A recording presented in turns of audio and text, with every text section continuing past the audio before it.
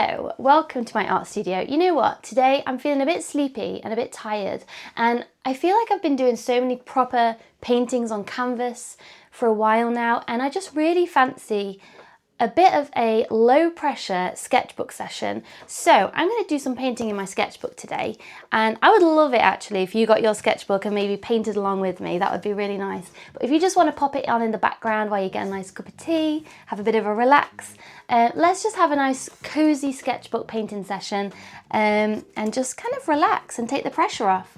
So let's get painting.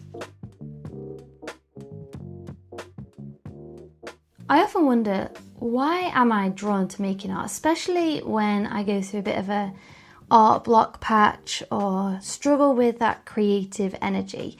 You know, why is it that I feel an urge to paint? What is it that painting gives me? And reconnecting back to that is often what helps me kind of just reconnect with that excitement of painting again. And I think a lot of the time, so many of us have this idea of getting better at art. You know, people very often say, she's so good at art, or I'm so bad at art. And there's just this idea of good and bad.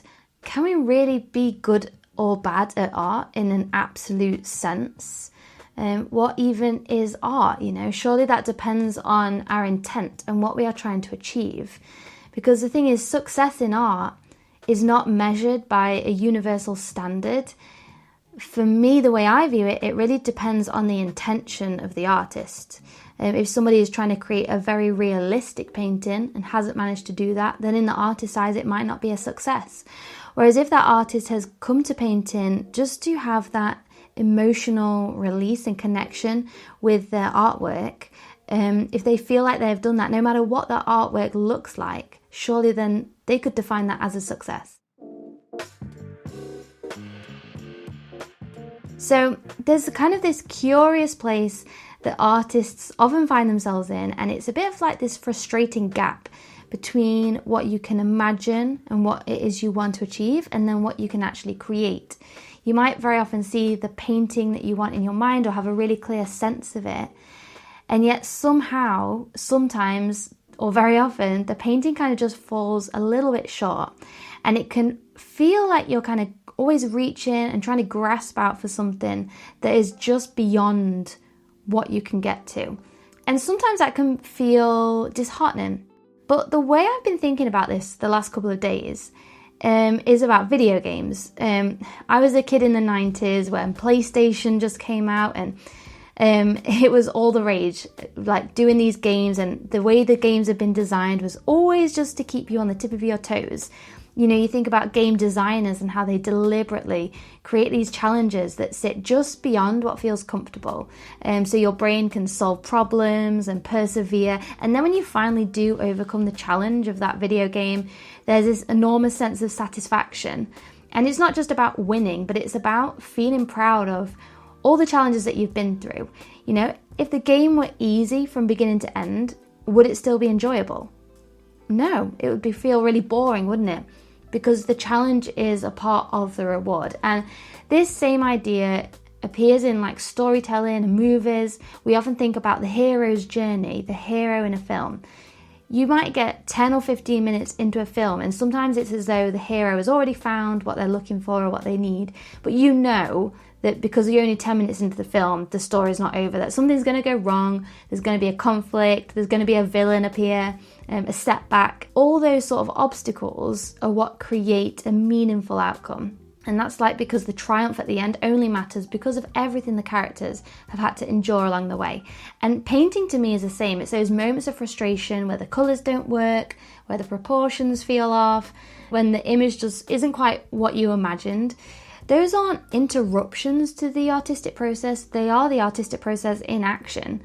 The goal isn't to avoid struggle and for it to be easy. The goal is to stay with your painting long enough to work through it and find a solution. So when your painting feels difficult, it doesn't mean you're failing. It doesn't mean you're not an artist. Actually, it's quite the opposite. It shows that you are experimenting, that you are stretching yourself beyond what you currently know. And it's when you stand at the edge of your current ability and step forward, that's when you get to that next stop.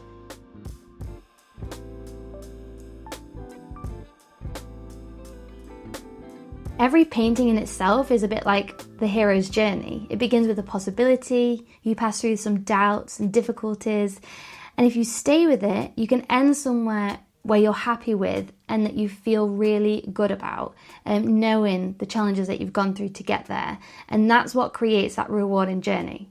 So I would love to invite you into some painting, whether that's today or the next few days, to give yourself that little nugget of a challenge, but of the reward as well. And if you feel like you want some additional guidance, I would love you to join in my free mountain painting class. This is a free acrylic tutorial, and I'm going to show you a method and a process to overcome some of those common challenges like composition, colour mixing, so that you can grow in confidence and feel really proud of a painting that you've created.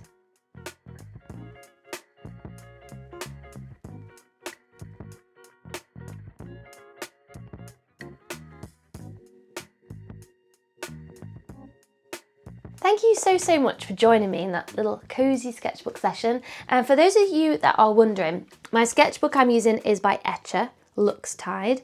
I'm not being paid for this post, but they did send me this for free to have a little experiment with because they wanted feedback.